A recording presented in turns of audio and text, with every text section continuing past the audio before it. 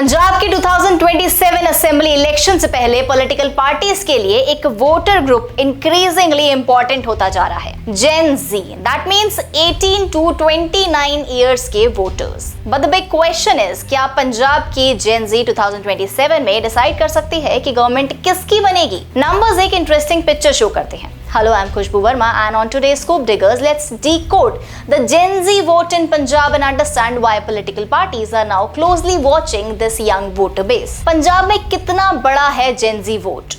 Election commission data के according Punjab में around 46 lakh voters 18 to 29 age group में है। पंजाब का टोटल इलेक्टोरल अराउंड 2.1 करोड़ है। In simple terms, every 5 voters में से अराउंड 5 वोटर्स जेन जी कैटेगरी के हैं।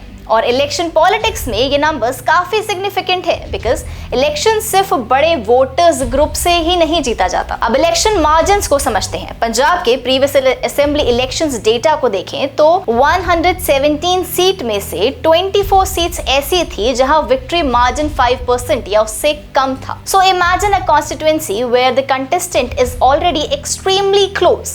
A relatively small shift in young voters' preferences can potentially influence the final result. But यहाँ एक important point है। इसका मतलब ये नहीं कि 5% Gen Z वोट एक पार्टी की तरफ शिफ्ट करेंगे और गवर्नमेंट ऑटोमेटिकली चेंज हो जाएगी। यंग वोटर्स कोई सिंगल पॉलिटिकल ब्लॉक नहीं है। Their choices can depend on jobs, education, caste, religion, local issues, leadership, social media, and regional concerns. Why is Gen Z becoming important? Indian elections में political strategies traditionally women voters, farmers, Dalits, backward classes और other social groups के around build होती रही हैं. But now young voters are emerging as another important electoral category. And for Gen Z, traditional promises may not always be enough. They may want clear answers on employment, education, skill development, technology, and opportunities in digital economy. For example, instead of simply promising an unemployment allowance, the bigger question could be, where will the jobs come from? What skills will students actually get? And most importantly, how will those skills translate into employment? Could this change Punjab's political roadmap? Potentially, yes.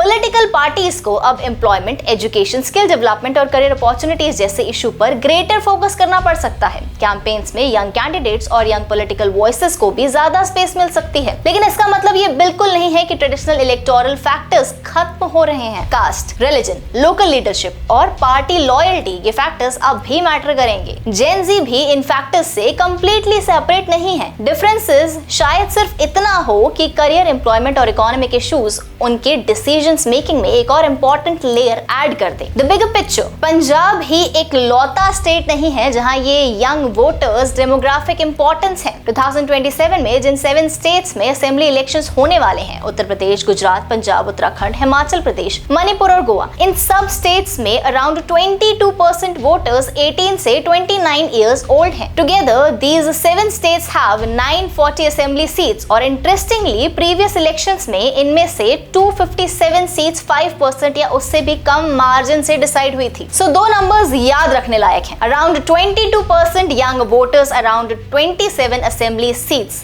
decided by narrow margins, and this is exactly why political parties Gen Z's पर focus कर रहे हैं।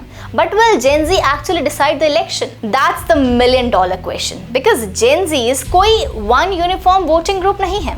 जलंधर का एक 20 year old college student Punjab के किसी दूसरे part में रहने वाले 20 ईयर ओल्ड वर्किंग प्रोफेशनल से कंप्लीटली डिफरेंट प्रायोरिटीज रख सकता है। किसी के लिए एम्प्लॉयमेंट सबसे बड़ा इशू हो सकता है, किसी के लिए एजुकेशन, किसी के लिए मार्जिन और किसी के लिए लोकल डेवलपमेंट। कास्ट, कम्युनिटी या पार्टी लॉयल्टी ज्यादा इंपॉर्टेंट हो सकती है। So the real test will be, क्या यंग वोटर्स एक कॉमन पॉलिटिकल प्रायोरिटी डेवलप करेंगे या फिर वो ट्रेडिशनल फैक्टर्स, लोकल इश्यूज और अपनी इंडिविजुअल पॉलिटिकल प्रेफरेंसेस के बेसिस पर वोट करेंगे। बिकॉज अल्टीमेटली जेन जी की पॉलिटिकल इन्फ्लुएंस सिर्फ उनकी नंबर से ही नहीं डिसाइड होती। It will depend on whether these young voters can translate their shared concerns into a common electoral choice. And that is something Punjab's political parties will be watching very closely. The 2027 Punjab elections could therefore become an important test. Will Gen Z emerge as a decisive electoral force, or will traditional factors continue to dominate Punjab's election arithmetic? For political parties, the message is clear. It is not enough to attract young voters. They will also have to convince them that their promises are actually to be delivered. I am Khushbu Verma and this was Scoop Diggers by True Scoop, where we go beyond the headlines to understand how the story actually works. If you like this information, please subscribe our channel. Thank you for watching.